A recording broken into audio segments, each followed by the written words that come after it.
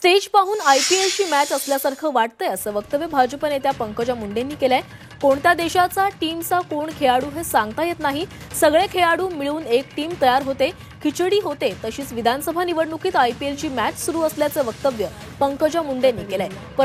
परळीमध्ये धनंजय मुंडे यांच्या प्रचार सभेत त्या बोलत होत्या। यावेळी व्यासपीठावर मंत्री धनंजय मुंडे आणि प्रीतम मुंडे देखील उपस्थित होते। मला तर आयपीएलचीच मॅच वाटायली भैया, पण या स्टेजकडे बघून मला तर आयपीएलचीच मॅच वाटायली भैया।